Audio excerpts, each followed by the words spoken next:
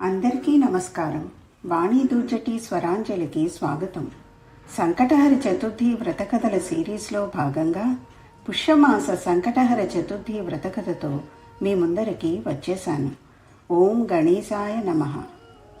పుష్యమాస సంకటహర చతుర్థి వ్రతకథ. పార్వతీదేవి గణేశుని ఇలా అడిగింది: గణేశ, పుష్యమాస కృష్ణ చతుర్థిని సంకటహర చతుర్థి అంటారు కదా, ఆ రోజు గణేశుని ఏ నామంతో కొలవాలి, ఏ విధంగా పూజ చేయాలి? అప్పుడు గణేశుడు ఇలా చెప్తున్నాడు: అమ్మా, పుష్యమాసంలో వచ్చే సంకటహర చతుర్థిని అఘోరత సంకటహర చతుర్థి అని అంటారు. ఈరోజు గణేశుని అఘోరత మహాగణపతి రూపంలో పూజ చేస్తారు. అఘోరత అంటే మూషికము సారథి రూపంలో కలవారు అని అర్థం. ఈరోజు చాలా విశేషమైన రోజు.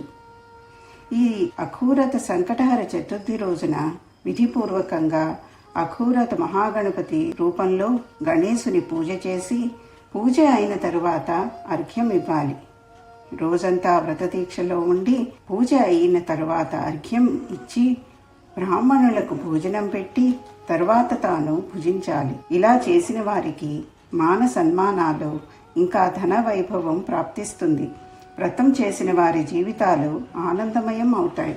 ఒకానొక సమయంలో వానరరాజు వాలి సంధ్యా సమయ పూజ కొరకు వెళుతుండగా ఆకాశ మార్గంలో వెళుతున్న నారద మహామునిని చూసి ఆయనకు నమస్కారం చేసి ఇలా అడుగుతున్నాడు: మునివర్య, మీరు ఎక్కడికి వెళ్తున్నారు?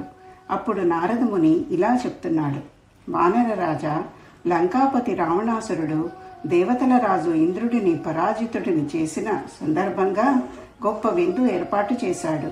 అందుకని నేను లంకకు ప్రయాణమయ్యాను.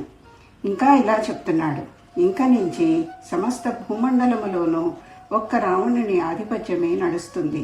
దేవతాగణములతో సహా అన్ని ప్రాణులు కూడా ఆయనకు దాసోహం చేస్తాయి.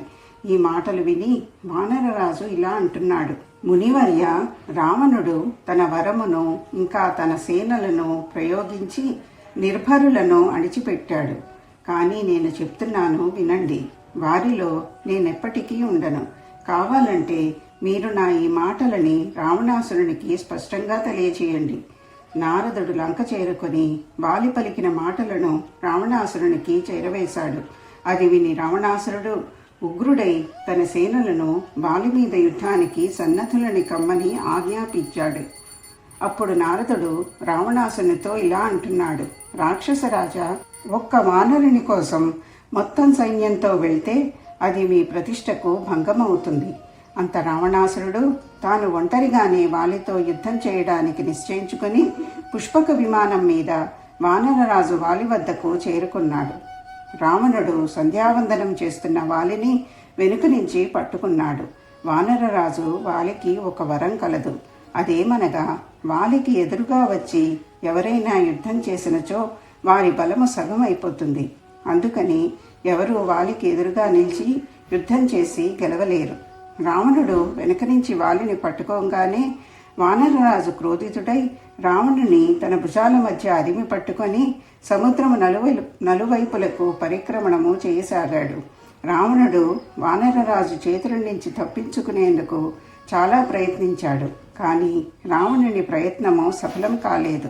తన పూజా కార్యక్రమం సమాప్తమయ్యే వరకు వానరరాజు రావణుని తన భుజాల మధ్య అణిచిపెట్టి ఉంచాడు. పూజ అయిన తరువాత వానరరాజు రావణుని తన రాజ్యం కిష్కిందకు తీసుకుని వెళ్ళి తన కుమారుడైన అంగదునికి ఆటబొమ్మగా బహుకరించాడు. అంత వాలిపుత్రుడు అంగదుడు రావణుని ఆటబొమ్మగా భావించి మెడకి ఒక తాడు కట్టి తిప్పటం మొదలెట్టాడు. దానితో రావణాసురుడికి చాలా కష్టము ఇంకా దుఃఖము కలిగింది. దానితో రావణుడు తన పితామహుడైన పులసత్తు మహామునిని ధ్యానించాడు. అంత పులసత్తు మహాముని ప్రకటితమయ్యి రావణాసురుని అవస్థ చూచి దేవతలు, మనుష్యులు, రాక్షసులు ఇలా అందరికీ అహంకారం వల్ల ఇదే గతి పడుతుంది అని తలచి రావణాసురుణ్ణి ఇలా అడుగుతున్నాడు: నాయనా, నువ్వు నన్ను ఎందుకు తలచావు అని. అంత రావణుడు: పితామహ, నేను చాలా దుఃఖంలో ఉన్నాను. మీరు నన్ను ఈ కష్టం నుంచి రక్షించాలి.